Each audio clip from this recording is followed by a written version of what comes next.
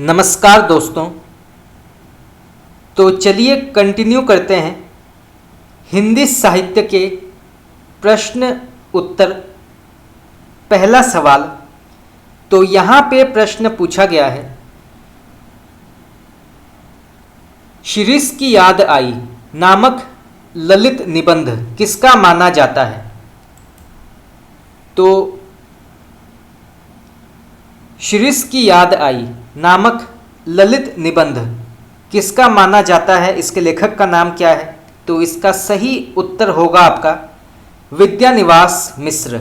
और यहाँ से प्रश्न ये भी आ सकता है कि ये जो है किस प्रकार के साहित्यिक विधा के अंतर्गत आती है। तो ये निबंध के अंतर्गत आती है। तो यहाँ से भी दो प्रकार के प्रश्न आ सकते हैं, तो आप इसको नोट कर सकते हैं। चलिए आगे बढ़ते हैं। शिरीष का फूल नामक निबंध किसने लिखा है। तो शिरीष का फूल नामक निबंध के लेखक का नाम क्या है। तो इसका सही उत्तर होगा आपका आचार्य हजारी प्रसाद द्विवेदी। तो आप इसको नोट कर सकते हैं, यहाँ से भी प्रश्न आ सकता है। चलिए आगे बढ़ते हैं। हत्यारे कहानी किन दो साहित्यकारों ने एक ही शीर्षक से लिखा है। तो हत्यारे कहानी किन दो साहित्यकारों ने एक ही शीर्षक से लिखा है, उनका नाम क्या है। तो इसका सही उत्तर होगा आपका अमरकांत और शैलेश मटियानी। तो अमरकांत और शैलेश मटियानी ने हत्यारे के नाम से दो अलग कहानियां लिखी हैं। तो आप इसको नोट कर सकते हैं, यहाँ से भी प्रश्न आ सकता है। चलिए आगे बढ़ते हैं। चील कहानी किस कहानीकार की मानी जाती है। तो चील कहानी किस कहानीकार की मानी जाती है, इसके लेखक का नाम क्या है। तो इसका सही उत्तर होगा आपका शैलेश मटियानी। कील कहानी किसकी मानी जाती है। तो कील कहानी के लेखक का नाम क्या है। तो इसके लेखक माने जाते हैं महिप सिंह। तो महिप सिंह जो हैं ये कील कहानी के लेखक माने जाते हैं। तो आप इसको नोट कर सकते हैं, ये प्रश्न भी कई बार पूछा गया है। भवंती नामक पुस्तक किसकी मानी जाती है। तो भवंती नामक पुस्तक के लेखक का नाम क्या है। तो इसका सही उत्तर होगा आपका अज्ञेय। चलिए आगे बढ़ते हैं। पश्यंती नामक रचना किसने लिखी है। तो पश्यंती नामक रचना किसने लिखी है, उनका नाम क्या है। तो इसका सही उत्तर होगा आपका डॉक्टर धर्मवीर भारती। ये प्रश्न भी कई बार पूछा गया है, तो आप इसको नोट कर सकते हैं। चलिए आगे बढ़ते हैं। कविप्रिया शीर्षक कहानी किसने लिखी है। तो कविप्रिया शीर्षक कहानी किसने लिखी है, उनका नाम क्या है। तो इसका सही उत्तर होगा आपका अज्ञेय और शेखर जोशी। तो अज्ञेय और शेखर जोशी ने कविप्रिया कहानी लिखी है। तो आप इसको नोट कर सकते हैं। चलिए आगे बढ़ते हैं। कविप्रिया शीर्षक काव्य रचना करने वाले भक्तिकाल के श्रेष्ठ कवि का नाम क्या है। तो कविप्रिया शीर्षक काव्य रचना करने वाले भक्तिकाल के श्रेष्ठ कवि का नाम क्या है। तो इसका सही उत्तर होगा आपका केशवदास। ये प्रश्न भी कई बार पूछा गया है, तो आप इसको नोट कर सकते हैं। चलिए आगे बढ़ते हैं। कामधेनु कहानी किसने लिखी है। तो कामधेनु कहानी के लेखक का नाम क्या है। तो इसका सही उत्तर होगा आपका रमेश उपाध्याय। तो रमेश उपाध्याय जो हैं ये कामधेनु कहानी के लेखक माने जाते हैं। तो आप इसको नोट कर सकते हैं। चलिए आगे बढ़ते हैं। कामधेनु निबंध संग्रह किसका माना जाता है। तो कामधेनु निबंध संग्रह किसका माना जाता है, इसके लेखक का नाम क्या है। तो इसका सही उत्तर होगा आपका कुबेर नाथ राय।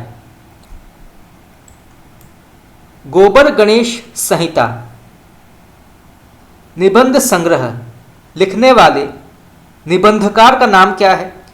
तो गोबर गणेश संहिता निबंध संग्रह लिखने वाले निबंधकार का नाम क्या है?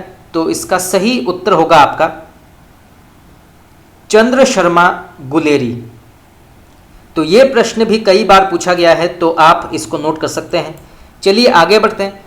गोबर गणेश उपन्यास किस आधुनिक साहित्यकार ने लिखा है? तो गोबर गणेश उपन्यास किस आधुनिक साहित्यकार ने लिखा है, उनका नाम क्या है? तो इसका सही उत्तर होगा आपका रमेश चंद्र शाह। चलिए आगे बढ़ते हैं। त्रिशंकु निबंध संग्रह किसका माना जाता है? तो त्रिशंकु निबंध संग्रह किसका माना जाता है, इसके लेखक का नाम क्या है? तो इसका सही उत्तर होगा आपका अज्ञे। त्रिशंकु कहानी किसने लिखी है? तो त्रिशंकु कहानी के लेखक का नाम क्या है? तो इसके लेखक माने जाते हैं मन्नू भंडारी।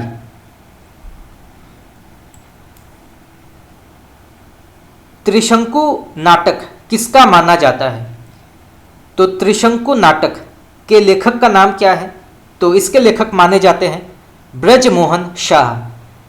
तो त्रिशंकु के नाम से 3 अलग साहित्यिक विधा रची गई है। पहला है कहानी, फिर नाटक और फिर निबंध। तो यहाँ से प्रश्न आ सकता है। चलिए आगे बढ़ते हैं। मुक्ति कहानी लिखने वाले कहानीकार का नाम क्या है? तो मुक्ति कहानी लिखने वाले कहानीकार का नाम क्या है? तो इसका सही उत्तर होगा आपका अखिलेश और तद्भव। मुक्ति उपन्यास किसने लिखा है? तो मुक्ति उपन्यास के लेखक का नाम क्या है? तो इसका सही उत्तर होगा आपका महेंद्र नाथ। चलिए आगे बढ़ते हैं। मन्नू भंडारी की कहानी यही सच है पर कौन सी फिल्म बनी थी? तो मन्नू भंडारी की कहानी यही सच है पर कौन सी फिल्म बनी थी, उसका नाम क्या है? तो इसका सही उत्तर होगा आपका रजनीगंधा। तो रजनीगंधा के नाम से मन्नू भंडारी की कहानी यही सच है पर फिल्म बनी थी, तो आप इसको नोट कर सकते हैं। चलिए आगे बढ़ते हैं। विवर्त कहानी संग्रह किसका माना जाता है? तो विवर्त कहानी संग्रह के लेखक का नाम क्या है? तो इसका सही उत्तर होगा आपका जगदीश गुप्त और इनका समय माना जाता है 1981। तो यहाँ से भी 2 प्रकार के प्रश्न आ सकते हैं, तो आप इसको नोट कर सकते हैं। चलिए आगे बढ़ते हैं। विवर्त उपन्यास किस महिला उपन्यासकार ने लिखा है? तो विवर्त उपन्यास किस महिला उपन्यासकार ने लिखा है, उनका नाम क्या है? तो इसका सही उत्तर होगा आपका शिवानी और इनका समय माना जाता है 1984। तो यहाँ से भी 2 प्रकार के प्रश्न आ सकते हैं। चलिए आगे बढ़ते हैं। राम भक्ति मार्ग के अंतर्गत श्रृंगारी भावना के प्रवर्तक का नाम क्या है? तो राम भक्ति मार्ग के अंतर्गत श्रृंगारी भावना के प्रवर्तक का नाम क्या है? तो इसका सही उत्तर होगा आपका ऑप्शन नंबर सी राम चरण दास। तो आपका सी ऑप्शन यहाँ पे सही है, आप इसको नोट कर सकते हैं। चलिए आगे बढ़ते हैं। यहाँ पे प्रश्न पूछा गया है नाभादास जी के गुरु का नाम क्या था? तो नाभादास जी के गुरु का नाम क्या था? तो इसका सही उत्तर होगा आपका ऑप्शन नंबर ए अग्रदास। तो आपका ए ऑप्शन यहाँ पे सही है, आप इसको नोट कर सकते हैं। चलिए आगे बढ़ते हैं। रास पंचादही के रचयिता इनमें से कौन है? तो रास पंचादही के रचयिता इनमें से कौन है? तो इसका सही उत्तर होगा आपका ऑप्शन नंबर सी अग्रदास। तो आपका सी ऑप्शन यहाँ पे उचित है, आप इसको नोट कर सकते हैं। चलिए आगे बढ़ते हैं। इनमें से भक्ति आंदोलन को लोक जागरण किसने कहा है? तो इनमें से भक्ति आंदोलन को लोक जागरण किसने कहा है, उनका नाम क्या है? तो इसका सही उत्तर होगा आपका ऑप्शन नंबर ए। आचार्य हजारी प्रसाद द्विवेदी। तो आपका बी ऑप्शन यहाँ पे सही है, आप इसको नोट कर सकते हैं। चलिए आगे बढ़ते हैं।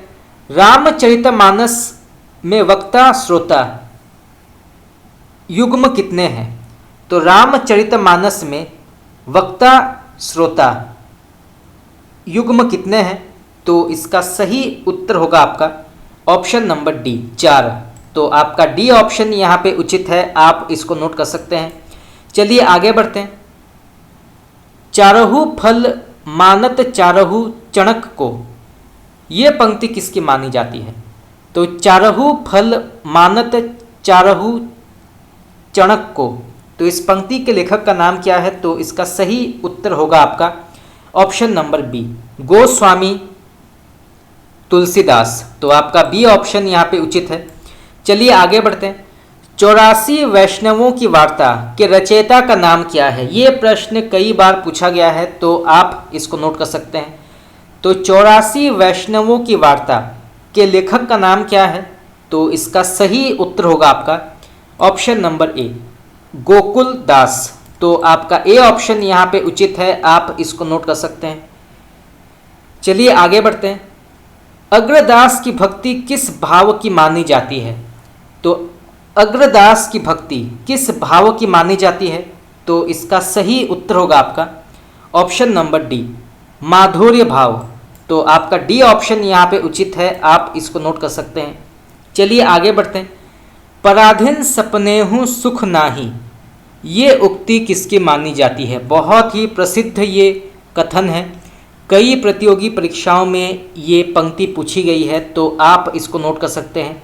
तो पराधीन सपनेहु सुख नाही, ये पंक्ति किस कवि की मानी जाती है? तो इसका सही उत्तर होगा आपका ऑप्शन नंबर डी, तुलसीदास। तो आपका डी ऑप्शन यहाँ पे उचित है, आप इसको नोट कर सकते हैं।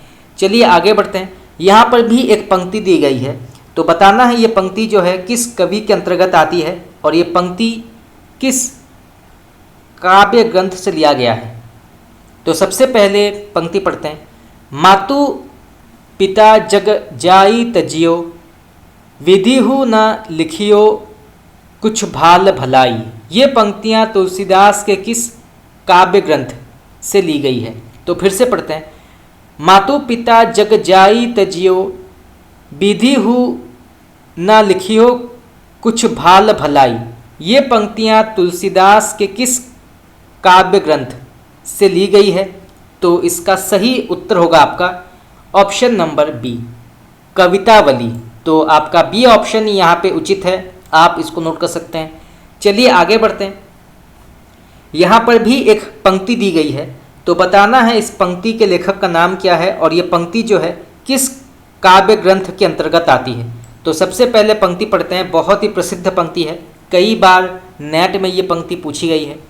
जाके प्रिय न राम वैदेही, सोनर तजियु कोटि बैरी सम, यद्यपि परम स्नेही। ये तुलसीदास के किस काव्य ग्रंथ की पंक्ति मानी जाती है? तो फिर से पढ़ते हैं। जाके प्रिय न राम वैदेही, सोनर तजियु कोटि बैरी सम, यद्यपि परम स्नेही। तो इसका सही उत्तर होगा आपका ऑप्शन नंबर सी, विनय पत्रिका, और इसके लेखक का नाम है तुलसीदास। तो यहाँ से दो प्रकार के प्रश्न आ सकते हैं, तो आप इसको नोट कर सकते हैं। चलिए आगे बढ़ते हैं। केशव कही ना जाई का कहिए, ये पंक्ति किसकी मानी जाती है? बहुत ही प्रसिद्ध पंक्ति है। तो केशव कही ना जाई का कहिए, इस प्रसिद्ध पंक्ति के लेखक का नाम क्या है? तो इसका सही उत्तर होगा आपका ऑप्शन नंबर ए, तुलसीदास। तो आपका ए ऑप्शन यहाँ पे उचित है, आप इसको नोट कर सकते हैं। चलिए आगे बढ़ते हैं। यदि प्रबंध काव्य एक विस्तृत वनस्थली है तो मुक्तक चुना हुआ गुलदस्ता, ये किसकी पंक्ति मानी जाती है? तो यदि प्रबंध काव्य एक विस्तृत वनस्थली है तो मुक्तक चुना हुआ गुलदस्ता, ये पंक्ति किसकी मानी जाती है? इसके लेखक का नाम क्या है? तो इसका सही उत्तर होगा आपका ऑप्शन नंबर सी, आचार्य रामचंद्र शुक्ल। तो आपका सी ऑप्शन यहाँ पे उचित है। तो ये जो है आचार्य रामचंद्र शुक्ल की अत्यंत ही प्रसिद्ध पंक्ति मानी जाती है। यदि प्रबंध काव्य एक विस्तृत वनस्थली है तो मुक्तक चुना हुआ गुलदस्ता। चलिए आगे बढ़ते हैं। पद्मावत की रचना किस शासक के काल में हुई? तो पद्मावत की रचना किस शासक के काल में हुई थी? तो इसका सही उत्तर होगा आपका option number D, Sher Shah Suri. तो आपका डी ऑप्शन यहाँ पे उचित है, आप इसको नोट कर सकते हैं। चलिए आगे बढ़ते हैं। बरवे छंद का प्रयोग सबसे पहले किस कवि ने किया था? ये प्रश्न भी कई बार पूछा गया है, तो आप इसको नोट कर सकते हैं। तो बरवे छंद का प्रयोग सबसे पहले किस कवि ने किया था? तो इसका सही उत्तर होगा आपका ऑप्शन नंबर बी, रहीम। कवित विवेक एक नहीं मोरे, ये किसकी पंक्ति मानी जाती है? तो कवित विवेक एक नहीं मोरे, तो इस प्रसिद्ध पंक्ति के लेखक का नाम क्या है? तो इसका सही उत्तर होगा आपका ऑप्शन नंबर सी, रामानंद। तो आपका सी ऑप्शन यहाँ पे उचित है। चलिए आगे बढ़ते हैं। योग चिंतामणि किसकी रचना मानी जाती है? तो योग चिंतामणि के लेखक का नाम क्या है? तो इसका सही उत्तर होगा आपका ऑप्शन नंबर सी, रामानंद। तो आपका सी ऑप्शन यहाँ पे सही होगा, आप इसको नोट कर सकते हैं। ये प्रश्न कई बार पूछा गया है। चलिए आगे बढ़ते हैं। किस कवि को हिंदी का जातीय कवि कहा जाता है? तो किस कवि को हिंदी का जातीय कवि कहा जाता है, उनका नाम क्या है? तो इसका सही उत्तर होगा आपका option number A, Goswami Tulsidas. तो आपका ए ऑप्शन यहाँ पे उचित है। चलिए आगे बढ़ते हैं। विक्रम धसा प्रेम के बारा, सपनावती कहें गयऊ पतारा, इस प्रसिद्ध पंक्ति के लेखक का नाम क्या है? तो फिर से पढ़ते हैं। विक्रम धसा प्रेम के बारा, सपनावती कहें गयऊ पतारा, तो इसके लेखक का नाम क्या है? तो इसका सही उत्तर होगा आपका ऑप्शन नंबर सी, मंझन। तो आपका सी ऑप्शन यहाँ पे सही होगा, आप इसको नोट कर सकते हैं। चलिए आगे बढ़ते हैं। यहाँ पर भी एक बहुत ही प्रसिद्ध पंक्ति दी गई है, तो बताना है इस पंक्ति के लेखक का नाम क्या है। तो सबसे पहले पंक्ति पढ़ते हैं। रुक्मिणी पुनी वैसे ही मरी गई, कुलवंती सत सो सती भई। तो इस पंक्ति के लेखक का नाम क्या है? तो रुक्मिणी पुनी वैसे ही मरी गई, कुलवंती सत सो सती भई। तो इसके लेखक का नाम क्या है या इसके कवि का नाम क्या है? तो इसका सही उत्तर होगा आपका ऑप्शन नंबर ए, कुतुम्बन। तो आपका ए ऑप्शन यहाँ पे सही है। चलिए आगे बढ़ते हैं। जानत है वह सृजनहारा, जो किछु है मन मरम हमारा, हिंदू मग पर पाँव ना राख्यो, काजो बहुते हिंदी भाकियो। इस प्रसिद्ध पंक्ति के लेखक का नाम क्या है? कई बार ये पंक्ति पूछी गई है, तो इसे जानना आवश्यक है। तो फिर से पढ़ते हैं। जानत है वह सृजनहारा, जो किछु है मन मरम हमारा, हिंदू मग पर पाँव ना राख्यो, काजो बहुते हिंदी भाकियो। तो इसके लेखक का नाम क्या है? तो इसका सही उत्तर होगा आपका ऑप्शन नंबर डी, नूर मोहम्मद। तो आपका डी ऑप्शन यहाँ पे उचित है, आप इसको नोट कर सकते हैं। चलिए आगे बढ़ते हैं। तो यहाँ पर एक पंक्ति दी गई है, तो बताना है इस पंक्ति के लेखक का नाम क्या है। तो सबसे पहले पंक्ति पढ़ते हैं। कबीर ने अपनी झाड़ फटकार के द्वारा हिंदुओं और मुसलमानों का कट्टरपन दूर करने का जो प्रयत्न किया, वह अधिकतर चिढ़ाने वाला सिद्ध हुआ, हृदय को स्पर्श करने वाला नहीं। तो इस पंक्ति के लेखक का नाम क्या है? तो फिर से पढ़ते हैं। कबीर ने अपनी झाड़ फटकार के द्वारा हिंदुओं और मुसलमानों का कट्टरपन दूर करने का जो प्रयत्न किया था, वह अधिकतर चिढ़ाने वाला सिद्ध हुआ, हृदय को स्पर्श करने वाला नहीं। तो इस प्रसिद्ध पंक्ति के लेखक का नाम क्या है? तो इसका सही उत्तर होगा आपका ऑप्शन नंबर ए, आचार्य रामचंद्र शुक्ल। तो आप इसको नोट कर सकते हैं, आपका ए ऑप्शन यहाँ पे सही है। चलिए आगे बढ़ते हैं। हिंदी साहित्य की पीठिका के रचनाकार का नाम क्या है? तो हिंदी साहित्य की पीठिका के लेखक का नाम क्या है? तो इसका सही उत्तर होगा आपका option number C, doctor Rajbali Pandey. तो आपका सी ऑप्शन यहाँ पे उचित है, आप इसको नोट कर सकते हैं। चलिए आगे बढ़ते हैं।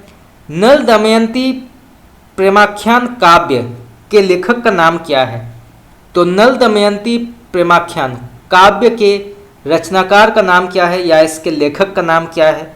तो इसका सही उत्तर होगा आपका ऑप्शन नंबर डी, नरपति व्यास। तो आपका डी ऑप्शन ही यहाँ पे उचित है, आप इसको नोट कर सकते हैं। चलिए आगे बढ़ते हैं।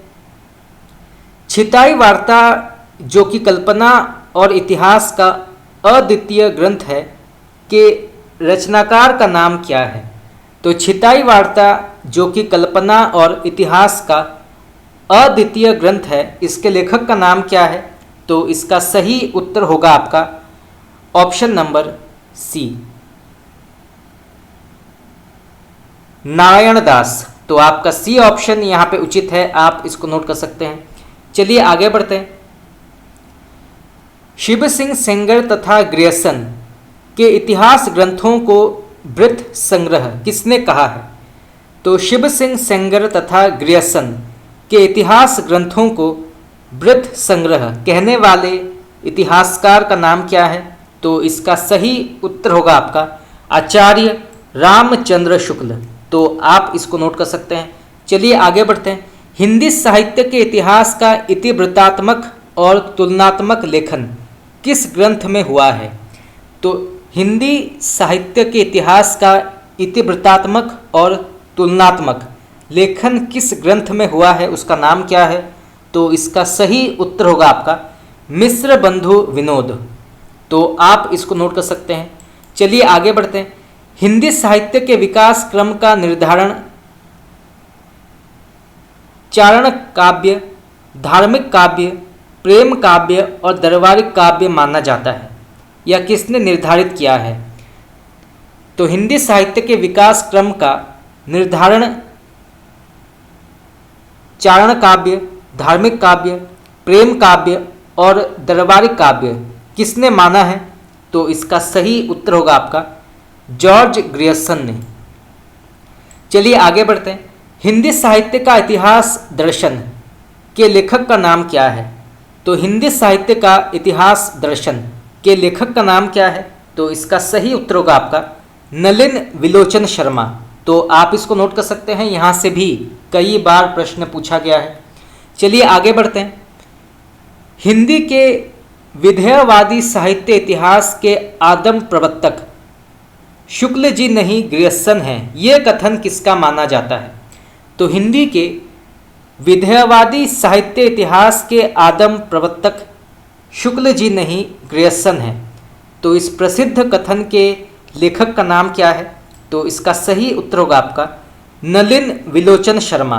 तो आप इसको नोट कर सकते हैं, यहाँ से प्रश्न आ सकता है। चलिए आगे बढ़ते हैं। ग्रियर्सन ने हिंदी साहित्य के इतिहास लेखन से सर्वाधिक सहायता शिव सिंह सरोज से ली है।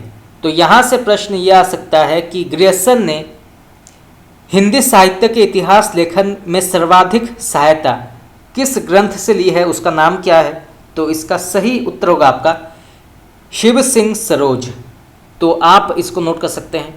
चलिए आगे बढ़ते हैं। हिंदी साहित्य के इतिहास का प्रस्थान बिंदु शिव सिंह सेंगर के द्वारा रचित शिव सिंह सरोज माना जाता है। तो यहाँ से प्रश्न ये आ सकता है कि हिंदी साहित्य के इतिहास का प्रस्थान बिंदु शिव सिंह सेंगर के द्वारा रचित कौन सा ग्रंथ है? तो इसका सही उत्तर होगा आपका शिव सिंह सरोज। तो आप इसको नोट कर सकते हैं। चलिए आगे बढ़ते हैं। इस्तेवार दला लिटरेचर एंदुई हिंदुस्तानी के प्रथम भाग में 738 कवि और लेखक हैं। इनमें से हिंदी कवियों की संख्या 72 मानी गई है।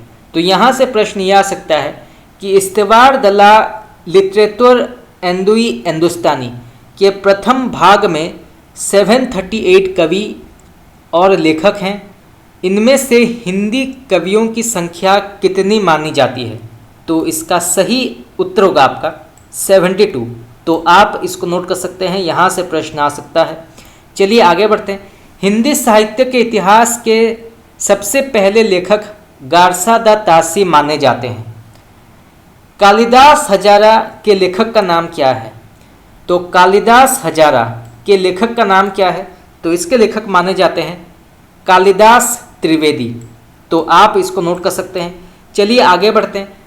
स्वयंभू जिनका समय माना जाता है 693 ईस्वी को हिंदी का प्रथम कवि किसने माना है? तो स्वयंभू जिनका समय माना जाता है 693 ईस्वी, इनको हिंदी का प्रथम कवि किसने माना है, उनका नाम क्या है? तो इसका सही उत्तर होगा आपका डॉक्टर राम कुमार वर्मा। तो आप इसको नोट कर सकते हैं, यहाँ से प्रश्न आ सकता है। चलिए आगे बढ़ते हैं। सरहपा को हिंदी का प्रथम कवि किसने माना है? तो सरहपा को हिंदी का प्रथम कवि किसने माना है, उनका नाम क्या है? तो इसका सही उत्तर होगा आपका राहुल सांस्कृतायन और नगेंद्र। तो राहुल सांस्कृतायन और नगेंद्र को सरहपा को इन्होंने हिंदी का प्रथम कवि माना है। तो आप इसको नोट कर सकते हैं, यहाँ से प्रश्न आ सकता है। चलिए आगे बढ़ते हैं। डॉक्टर नगेंद्र ने हिंदी साहित्य का बृहद इतिहास को कितने भागों में संकलित किया है? ये प्रश्न भी कई बार पूछा गया है, तो आप इसको नोट कर सकते हैं। तो डॉक्टर नगेंद्र ने हिंदी साहित्य का बृहद इतिहास को कितने भागों में संकलित किया है? तो इसका सही उत्तर होगा आपका 10 भाग में। हिंदी साहित्य का आधुनिक इतिहास के लेखक का नाम क्या है? तो हिंदी साहित्य का आधुनिक इतिहास के लेखक का नाम क्या है? तो इसके लेखक माने जाते हैं अज्ञेय। हिंदी साहित्य की कहानी के लेखक का नाम क्या है? तो हिंदी साहित्य की कहानी के लेखक का नाम क्या है? तो इसके लेखक माने जाते हैं प्रभाकर माचवे। हिंदी साहित्य का वैज्ञानिक इतिहास के लेखक का नाम क्या है? तो हिंदी साहित्य का वैज्ञानिक इतिहास के लेखक का नाम क्या है? तो इसका सही उत्तर होगा आपका गणपति चंद्र गुप्त। तो गणपति चंद्र गुप्त जो है ये हिंदी साहित्य का वैज्ञानिक इतिहास के लेखक माने जाते हैं। तो आप इसको नोट कर सकते हैं, यहाँ से भी कई बार प्रश्न पूछा गया है। चलिए आगे बढ़ते हैं। पुंड जिनका समय माना जाता है 613 ईस्वी को हिंदी का प्रथम कवि किसने माना है? तो पुंड जिनका समय माना जाता है 613 ईस्वी को हिंदी का प्रथम कवि किसने माना है? ये प्रश्न भी कई बार पूछा गया है। तो इसका सही उत्तर होगा आपका डॉक्टर शिव सिंह सेंगर। चलिए आगे बढ़ते हैं। राजा मुंज जिनका समय माना जाता है 993 ईस्वी को हिंदी का प्रथम कवि किसने माना है? तो राजा मुंज जिनका समय माना जाता है 993 ईस्वी को हिंदी का प्रथम कवि किसने माना है? तो इसका सही उत्तर होगा आपका गुलेरी और आचार्य रामचंद्र शुक्ल ने। तो आप इसको नोट कर सकते हैं। चलिए आगे बढ़ते हैं। अब्दुल रहमान जिनका समय माना जाता है 12वीं शती को हिंदी का प्रथम कवि किसने माना है? तो अब्दुल रहमान जिनका समय माना जाता है 12वीं शती को हिंदी का प्रथम कवि किसने माना है, उनका नाम क्या है? तो इसका सही उत्तर होगा आपका आचार्य हजारी प्रसाद द्विवेदी। आदिकाल को चारण काल नाम किसने दिया है? तो इसका सही उत्तर होगा आपका ग्रेसन ने। शालिभद्र सूरी जिनका समय माना जाता है 1184 ईस्वी को हिंदी का पहला कवि किसने माना है? तो शालिभद्र सूरी जिनका समय माना जाता है 1184 ईस्वी को हिंदी का पहला कवि किसने माना है? तो इसका सही उत्तर होगा आपका डॉक्टर गणपति चंद्र गुप्त। विद्यापति को हिंदी का पहला कवि किसने माना है? ये प्रश्न कई बार पूछा गया है, तो आप इसको नोट कर सकते हैं। तो विद्यापति को हिंदी का प्रथम कवि किसने माना है? तो इसका सही उत्तर होगा आपका डॉक्टर बच्चन सिंह। तो यहाँ से प्रश्न आ सकता है, तो आप इसको नोट कर सकते हैं। चलिए आगे बढ़ते हैं। वीरगाथा काल को आदिकाल नाम नामकरण करने का श्रेय आचार्य हजारी प्रसाद द्विवेदी को जाता है। वैसे आचार्य रामचंद्र शुक्ल ने भी दोहरे नामकरण की प्रवृत्ति को अपनाते हुए इसे वीरगाथा काल और आदिकाल नाम दिया था। तो आप इसको नोट कर सकते हैं, ये कई बार पूछा गया है कि वीरगाथा काल नाम किस साहित्यकार ने दिया है, तो उनका नाम है आचार्य रामचंद्र शुक्ल, और आदिकाल नाम किसने दिया है, तो वो है आचार्य हजारी प्रसाद द्विवेदी। तो यहाँ से दो प्रकार के प्रश्न आ सकते हैं। चलिए आगे बढ़ते हैं। आदिकाल को शून्य काल किसने कहा है, तो आदिकाल को शून्य काल किसने कहा है, तो इसका सही उत्तर होगा आपका डॉक्टर गणपति चंद्र गुप्त। चलिए आगे बढ़ते हैं। गारसा द तासी ने इस्तेवार दला लिटरेचर एंदुई हिंदुस्तानी किस भाषा में लिखा है, तो गारसा द तासी ने इस्तेवार दला लिटरेचर एंदुई हिंदुस्तानी किस भाषा में लिखा है, तो इसका सही उत्तर होगा आपका फ्रेंच भाषा में। तो फ्रेंच भाषा में लिखा गया है, तो आप इसको नोट कर सकते हैं। चलिए आगे बढ़ते हैं। हिंदी भाषा में लिखा गया हिंदी साहित्य के इतिहास का पहला ग्रंथ क्या माना जाता है, तो हिंदी भाषा में लिखा गया हिंदी साहित्य के इतिहास का पहला ग्रंथ का नाम क्या है, तो इसका सही उत्तर होगा आपका शिव सिंह सरोज। तो आप इसको नोट कर सकते हैं, यहाँ से भी प्रश्न आ सकता है। चलिए आगे बढ़ते हैं। काल विभाजन और नामकरण का पहला प्रयास किसने किया है, तो काल विभाजन और नामकरण का पहला प्रयास किसने किया है, तो इसका सही उत्तर होगा आपका जॉर्ज ग्रियर्सन। चलिए आगे बढ़ते हैं। आदिकाल को आदिकाल किसने कहा है, तो आदिकाल को आदिकाल नाम किसने दिया है, तो वो है आचार्य हजारी प्रसाद द्विवेदी। आदिकाल को बीज वपन काल किसने कहा है, ये प्रश्न कई बार पूछा गया है, तो आप इसको नोट कर सकते हैं। तो आदिकाल को बीज वपन काल नाम किसने दिया है, उनका नाम क्या है, तो इसका सही उत्तर होगा आपका महावीर प्रसाद द्विवेदी। तो आप इसको नोट कर सकते हैं। चलिए आगे बढ़ते हैं। हिंदी काव्यधारा की रचना किसने की है, तो हिंदी काव्यधारा के लेखक का नाम क्या है, तो इसके लेखक माने जाते हैं राहुल सांस्कृतायन। चलिए आगे बढ़ते हैं। विश्वनाथ प्रसाद के द्वारा रचित ग्रंथ हिंदी साहित्य का अतीत के कितने भाग हैं, तो हिंदी साहित्य का अतीत के कितने भाग माने जाते हैं, तो इसका सही उत्तर होगा आपका 2 भाग। चलिए आगे बढ़ते हैं। आदिकाल को अंधकार काल किसने कहा है, तो आदिकाल को अंधकार काल नाम किसने दिया है, तो इसका सही उत्तर होगा आपका डॉक्टर कमल कुलक्षेत्र। तो डॉक्टर कमल कुलक्षेत्र ने आदिकाल को अंधकार नाम दिया है, तो आप इसको नोट कर सकते हैं। डॉक्टर कमल कुलश्रेष्ठ ने अंधकार काल नाम दिया है आदिकाल को। चलिए आगे बढ़ते हैं। आदिकाल का नामकरण सिद्ध सामंत काल किसने दिया है, ये प्रश्न भी कई बार पूछा गया है, तो आप इसको नोट कर सकते हैं। तो आदिकाल का नामकरण सिद्ध सामंत काल किसने दिया है, तो इसका सही उत्तर होगा आपका राहुल सांस्कृतायन ने।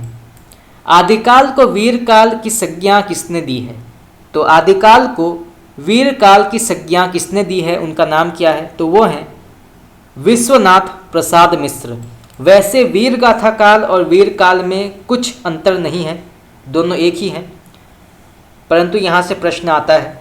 चलिए आगे बढ़ते हैं।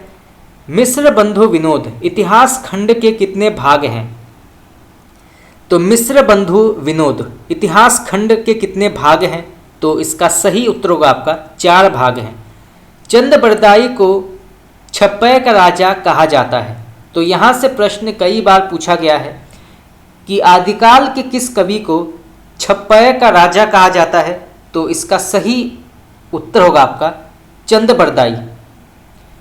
चलिए आगे बढ़ते हैं। देवसेन के द्वारा रचित श्रावकाचार रचना का समय 933 ईस्वी माना गया है। इसमें 250 दोहे और गृहस्थ धर्म का वर्णन है। तो यहाँ से प्रश्न यह आ सकता है कि देवसेन के द्वारा रचित श्रावकाचार रचना का समय क्या है, तो वो है 933, और इसमें कितने दोहे व गृहस्थ धर्म का वर्णन है तो वो है 250। तो यहाँ से भी दो प्रकार के प्रश्न आ सकते हैं, तो आप इसको नोट कर सकते हैं। चलिए आगे बढ़ते हैं। बीसलदेव रासो पूरा ग्रंथ नहीं माना जाता। हम्मीर रासो अभी तक उपलब्ध नहीं है, केवल प्राकृत पेंगलम में बराबर 80 के घर पर ही उसकी कल बात चली आ रही है। तो यहाँ से प्रश्न ये आ सकता है कि वो कौन सा ग्रंथ है जो अभी तक उपलब्ध नहीं है, केवल प्राकृत पेंगलम के बराबर 80 के घर पर ही उसकी कल बात चली आ रही है। तो उसका नाम क्या है, उस ग्रंथ का नाम क्या है? तो इसका सही उत्तर होगा आपका हम्मीर रासो। चलिए आगे बढ़ते हैं। बीसलदेव रासो की नायिका का नाम क्या है? ये प्रश्न भी कई बार पूछा गया है, तो आप इसको नोट कर सकते हैं। तो बीसलदेव रासो की नायिका का नाम क्या है? तो इसका सही उत्तर होगा आपका राजमती। चलिए आगे बढ़ते हैं। आल्हाखंड को सबसे पहले सन 1865 में फर्रुखाबाद के श्रृंगारिक तत्कालीन कलेक्टर चार्ल्स इलियट ने प्रकाशित किया था।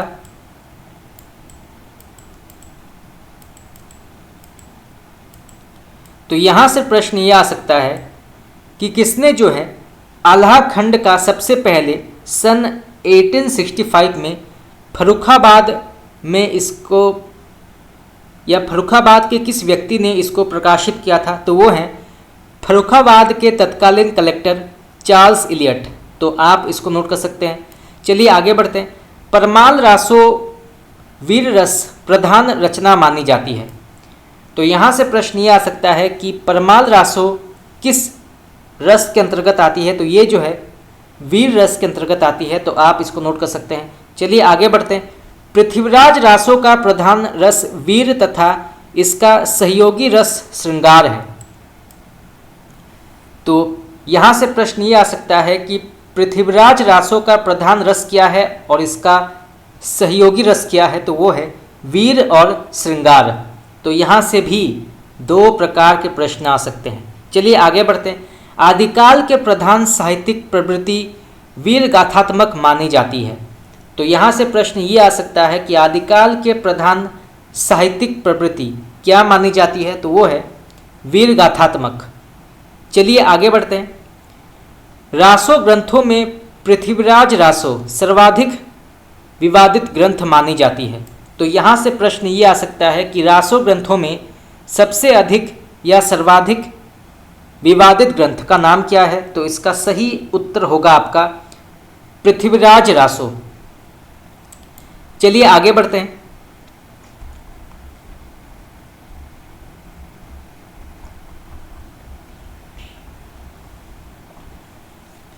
डॉक्टर वूलर सबसे पहले पृथ्वीराज रासो को विवादास्पद घोषित करते हुए 1893 ईस्वी में इसको प्रकाशन पर रोक लगा दी थी। आचार्य शुक्ल के अनुसार हिंदी का पहला महाकाव्य पृथ्वीराज रासो और प्रथम महाकवि चंद्रवरदायी माने जाते हैं। अंतः साधनात्मक अनुभूतियों का संकेत करने वाली भाषा को संध्या भाषा कहा जाता है। तो अंतः साधनात्मक अनुभूतियों का संकेत करने वाली भाषा को संध्या भाषा कहा जाता है। तो आप इसको नोट कर सकते हैं। सरहपा को सहजयान का प्रवर्तक कहा जाता है। तो सहजयान का प्रवर्तक कहा जाता है सरहपा को। तो आप इसको नोट कर सकते हैं। धनपाल के द्वारा रचित भविष्यत कहा को विंटर नितज महोदय ने रोमांटिक महाकाव्य माना है। तो धनपाल के द्वारा रचित भविष्यत कहा को विंटर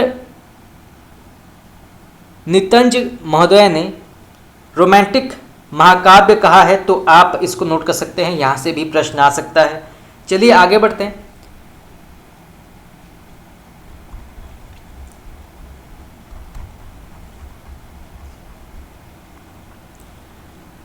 उद्धव शतक किसकी कृति मानी जाती है?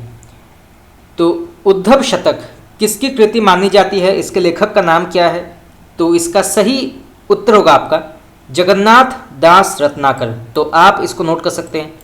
हिंदी भाषा का जन्म कहाँ हुआ था, तो हिंदी भाषा का जन्म किस प्रकार से हुआ था, तो इसका सही उत्तर होगा आपका पाली और प्राकृत से। तो पाली और प्राकृत से हिंदी भाषा का जन्म हुआ था, तो आप इसको नोट कर सकते हैं पाली और प्राकृत। चलिए आगे बढ़ते हैं। पंच परमेश्वर के लेखक का नाम क्या है, तो पंच परमेश्वर के लेखक हैं मुंशी प्रेमचंद। अवधी भाषा के सर्वाधिक लोकप्रिय महाकाव्य का नाम क्या है, तो अवधी भाषा के सर्वाधिक लोकप्रिय महाकाव्य का नाम क्या है, तो इसका सही उत्तर होगा आपका रामचरितमानस। स्थायी भावों की कुल संख्या कितनी मानी जाती है, तो स्थायी भावों की कुल संख्या कितनी मानी जाती है, तो इसका सही उत्तर होगा आपका 9। ये प्रश्न भी कई बार पूछा गया है, तो आप इसको नोट कर सकते हैं। चलिए आगे बढ़ते हैं। दोहा और रोला को क्रम से मिलाने पर कौन सा छंद बनता है, तो दोहा और रोला को क्रम से मिलाने पर कौन सा छंद बनता है, तो इसका सही उत्तर होगा आपका कुंडलियाँ। हार की जीत जो कहानी के अंतर्गत आती है कि कहानीकार का नाम क्या है, तो हार की जीत कहानी के कहानीकार का नाम क्या है, तो इसका सही उत्तर होगा आपका सुदर्शन। कामता प्रसाद गुरु का हिंदी व्याकरण विषयक ग्रंथ जो नागरी प्रचारिणी सभा काशी से प्रकाशित हुआ था, उसका नाम क्या है, तो इसका सही उत्तर होगा आपका हिंदी व्याकरण। सबसे प्राचीन कौन सी वीरता मानी जाती है, तो सबसे प्राचीन कौन सी वीरता मानी जाती है, तो वो है वाक वीरता। ये प्रश्न भी कई बार पूछा गया है, तो आप इसको नोट कर सकते हैं। चलिए आगे बढ़ते हैं। शब्दार्थो सहितो काव्यम, ये पंक्ति किसकी मानी जाती है, तो शब्दार्थो सहितो काव्यम ये पंक्ति किसकी मानी जाती है, तो इसका सही उत्तर होगा आपका भामह। तो शब्दार्थो सहित काव्यम के कवि हैं भामह। अशोक के फूल के रचनाकार का नाम क्या है, तो अशोक के फूल के लेखक का नाम क्या है, तो इसका सही उत्तर होगा आपका आचार्य हजारी प्रसाद द्विवेदी। तो आप इसको नोट कर सकते हैं, यहाँ से भी प्रश्न आ सकता है। चलिए आगे बढ़ते हैं। लोगही लागी कवित बनावत, मोही तो मेरे कवित बनावत, प्रस्तुत पंक्ति के रचयिता का नाम क्या है। ये भी अत्यंत ही प्रसिद्ध पंक्ति है, कई बार ये प्रश्न पूछा गया है, तो फिर से पढ़ते हैं। लोगही लागी कवित बनावत, मोही तो मेरे कवित बनावत, प्रस्तुत पंक्ति के लेखक का नाम क्या है, तो इसका सही उत्तर होगा आपका घनानंद। तो लोगही लागी कवित बनावत, मोही तो मेरे कवित बनावत, प्रस्तुत पंक्ति के लेखक हैं घनानंद। तो आप इसको नोट कर सकते हैं। चलिए आगे बढ़ते हैं। जब जब होए धर्म की हानि, बारही असुर अधम अभिमानी, ये पंक्ति किसकी मानी जाती है, बहुत ही प्रसिद्ध पंक्ति है।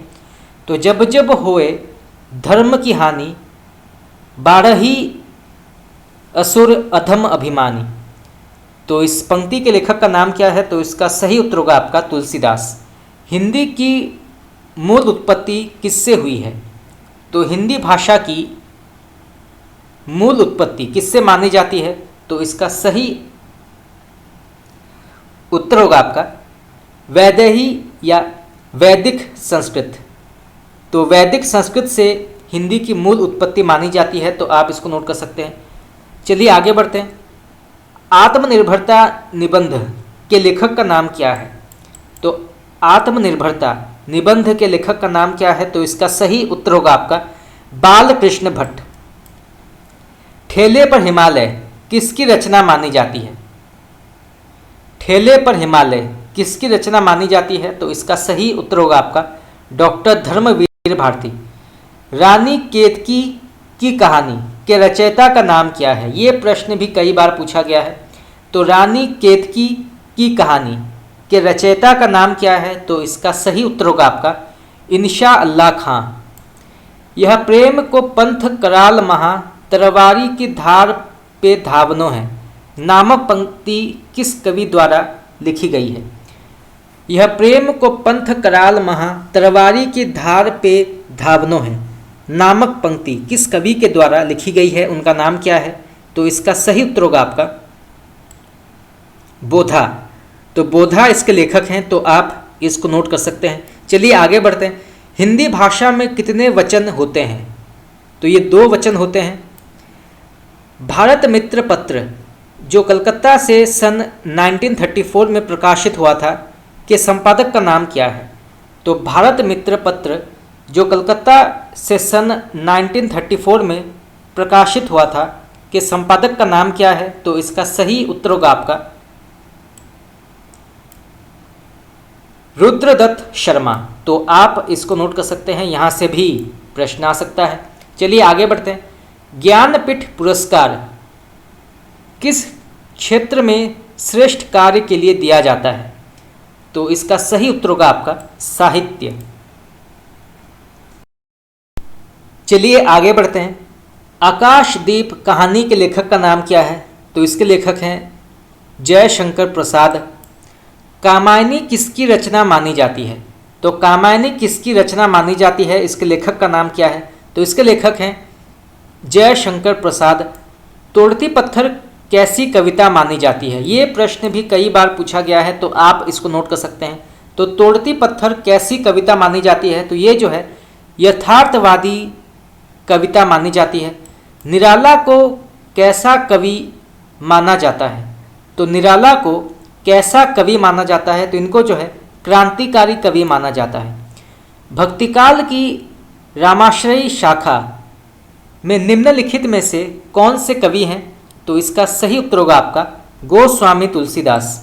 उत्तर भारत में भक्ति का प्रसार करने का श्रेय किसे प्राप्त है? तो उत्तर भारत में भक्ति का प्रसार करने का श्रेय किसे प्राप्त है? तो इसका सही उत्तर होगा आपका स्वामी रामानंद। चलिए आगे बढ़ते हैं।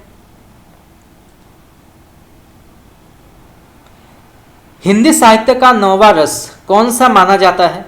तो हिंदी साहित्य का 9वां रस कौन सा माना जाता है? तो इसका सही उत्तर होगा आपका शांत रस। तो दोस्तों, इसी के साथ हमारा आज का प्रश्न उत्तर क्लास यहाँ पर समाप्त हुआ। आज हमने 100 हिंदी साहित्य के जो प्रश्न उत्तर हैं उनसे जुड़े प्रश्न उत्तर की चर्चा की, जो कई बार विभिन्न प्रकार के प्रतियोगी परीक्षाओं में पूछे गए हैं और पूछा जा सकता है। तो आज के लिए इतना ही। अगर आप लोगों को मेरा क्लास अच्छा लगा तो आप मुझे कमेंट करके बता सकते हैं। आपका बहुत बहुत धन्यवाद।